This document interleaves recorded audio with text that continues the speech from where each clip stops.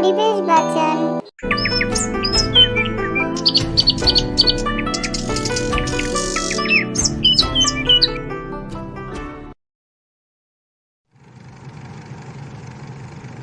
আমি আজকে মিটিংয়ে আপনাদেরকে যে কারণে ডেকেছি, আমি একটা বড় প্রজেক্ট পেয়েছি, সেটাতে আপনাদের সকলের সাহায্যের দরকার আমার।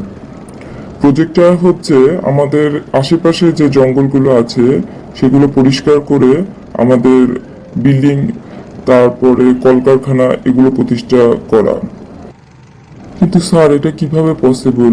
এতগুলো গাছপালা কেটে ফেললে পরিবেশের ক্ষতি হবে না? আরে কি যে বলো!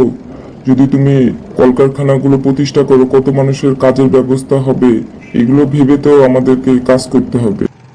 আচ্ছা স্যার, আপনি যদি বলেন আমরা আপনার সাথে আছি, তাহলে কালকে জঙ্গলগুলো পরিষ্কার করতে কাজে মানুষ লাগিয়ে দাও। Okay sir.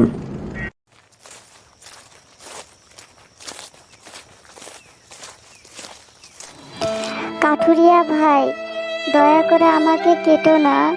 আমাকে কাটলে পরবর্তীতে তোমাদের অনেক ক্ষতি হবে। তোমরা ছায়া পাবে না, ফল পাবে না। তোমরা আমাকে কেটো না, আমাকে ছেড়ে দাও। অত কিছু বুঝি না বাপু, আমাদের কাজ আমাদেরকে করতে দাও।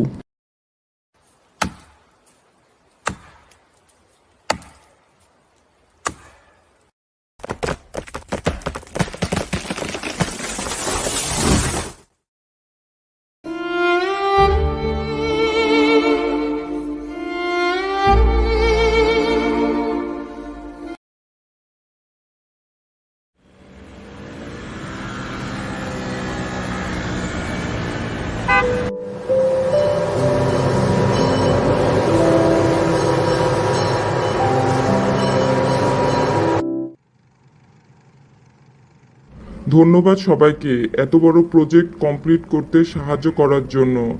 And again congratulation, we properly complete our project. ধন্যবাদ স্যার আপনাকেও। কি ব্যাপার ভাবি, এতদিন আসেন নাই যে স্কুলে আপনার ছেলেকে নিয়ে? কি বলবো ভাবি, এই গরমে আমার ছেলে অসুস্থ থাকছে সব সময়। ঠিক বলছেন ভাবি, যে গরম পড়েছে মানুষের বেঁচে থাকায় দায় হয়ে গেছে। দেখেছেন এখন তাপমাত্রা কত, 42 ডিগ্রি 41 ডিগ্রি, এত তাপমাত্রায় থাকা সম্ভব?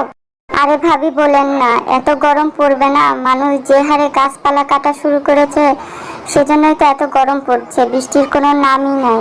ঠিক বলেছেন ভাবি। হাই হাই, এবার বৃষ্টি না হইলে ফসলই হইব না, না খায় মরতে হইব। হ্যাঁ, আমি আপনাদের সবাইকে ডেকেছি একটা কারণে। আমাদের জরুরি একটা ব্যবস্থা গ্রহণ করা উচিত। পরিবেশ দিন দিন মারাত্মক ক্ষতির সম্মুখীন হচ্ছে, আমাদের তাড়াতাড়ি পদক্ষেপ নিতে হবে। দিন দিন যে হারে তাপমাত্রা বাড়ছে আর আবহাওয়া খারাপ হয়ে যাচ্ছে, এতে ফসল উৎপাদন কমে যাচ্ছে, আমাদের পরিস্থিতি আরো খারাপের দিকে যাচ্ছে। এই অবস্থা থেকে পরিত্রাণের একটাই উপায়, সেটা হচ্ছে বেশি বেশি গাছ লাগাতে হবে। আমাদের সবাইকে সচেতন হতে হবে। চলুন আমরা সবাইকে গাছ লাগানোর জন্য আহ্বান জানাই। ঠিক বলেছেন স্যার, আমি এক্ষুনি সব ব্যবস্থা করছি। আসুন গাছ লাগাই, পরিবেশ বাঁচাই।